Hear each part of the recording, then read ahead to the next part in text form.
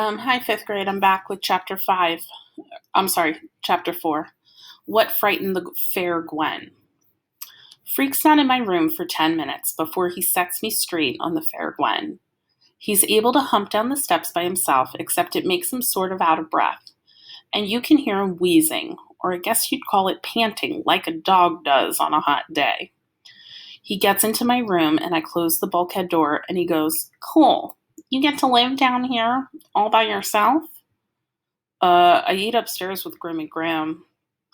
Freak works himself to the foot of my bed and uses a pillow to make himself comfortable. It's pretty dim down here. Only the daylight from one basement window, but it catches him just right, and he makes his eyes shine. "Graham must be your grandmother," he says, and Grim would be, I suppose, a sobriquet for your grandfather based on his demeanor. I go, "Huh?" Freak grins and pushes back his yellow hair, and he goes, "Pardon my vocabulary. Sobriquet means nickname, and demeanor means expression. I merely postulated that you call your grandfather Grim because he's grim. Postulate means, I know, I say, which is a lie. Except I can guess what he means, figure it out that way. So how come you call your mom Fair Guinevere?" "Is that a nickname?" Freak is shaking his head. I can see he's trying not to let on that he's laughing inside. "Guinevere," he finally says, catching his breath. "The Fair Guinevere from the legend of King Arthur. You know about King Arthur, right?" I shrug. The only King Arthur I know is the brand of flour Graham uses. And if I say that, I'll really sound like a butthead. He goes, "My mom's name is Gwen, so sometimes I call her the Fair Guinevere or the Fair Gwen. King Arthur was the first king of England, way back when there were still dragons and monsters in the world. Arthur was this wimpy little kid, an orphan, and there was a magic sword stuck in a big stone, okay? The old king died, and whoever could pull the sword from the stone proved he was the next king. All these big, tough dudes came from all over to yank the sword, and they couldn't budge it. One day, this wimpy little kid tried it when no one was looking, and the sword slipped out like it was stuck in butter." "So he was the king, this little kid?" Freak nods. He's really into this story, and he's making shapes in the air with his hands. This is the first time for me hearing Freak really talk. And right away I know one thing. When he's talking, you can't take your eyes off of him. His hands are moving. It's like he's really seeing it. This story about an old king. Arthur's magic sword is called Excalibur, and the Fair Guinevere is this pretty girl who becomes his queen.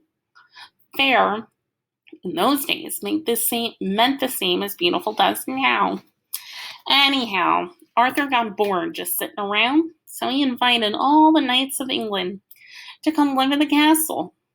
They all ate supper at this round table, which was why they were called the Knights of the Round Table. Every now and then, King Arthur would send them off on a special mission, which in the old days they called a quest.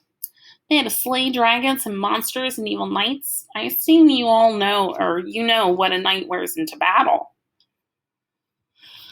I think so, but I like hearing Freak talk, so I go, "Better tell me." And that's when I find out why he's so interested in some clanky old knights. Because Freak really lights up and he goes, "The knights were the first human version of robots.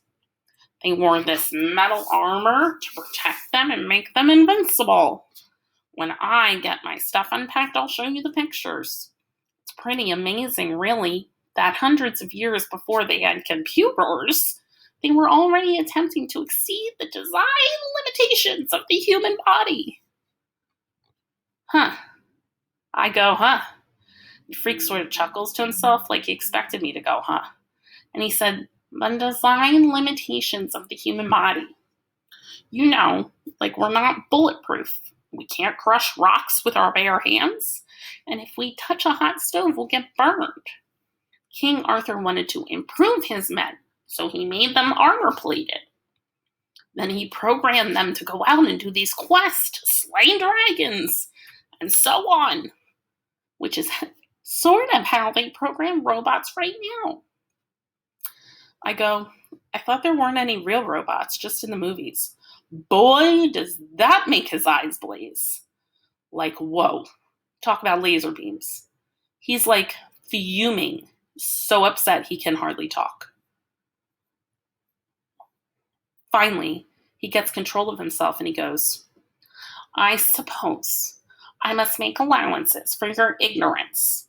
On the subject of robots, you are clearly misinformed. Robots are not just in the movies, robotics.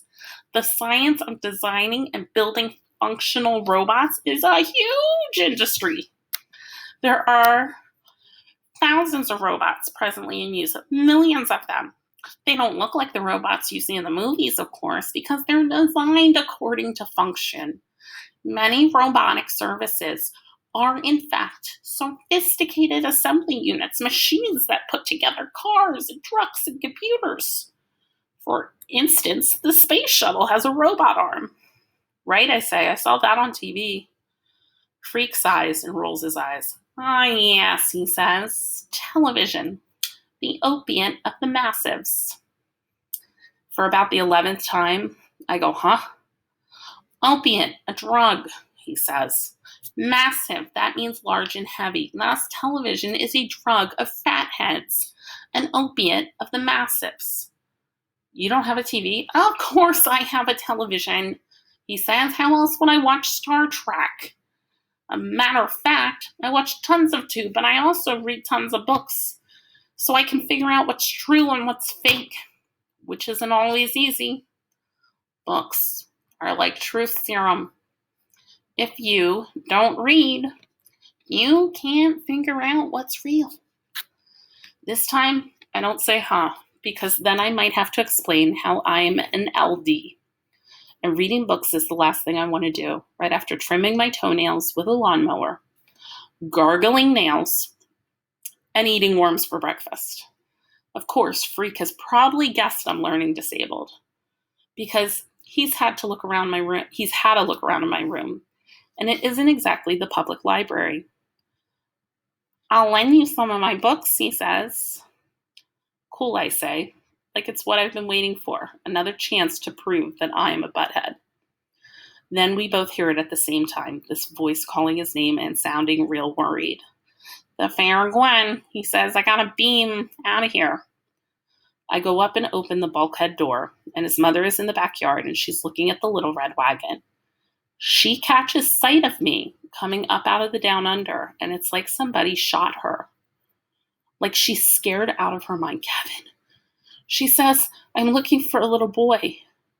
Freak is huffing and puffing as he humps himself up the steps. And the fair Gwen grabs Freak and puts him in the wagon, and I swear she almost runs home. Like if she doesn't get away quickly, something really bad is going to happen. Freak is in the wagon, and he's trying to look back at me, trying to shrug his shoulders and let me know he doesn't understand what got into the fair Gwen. But I know. It's pretty simple, really. She's scared of me.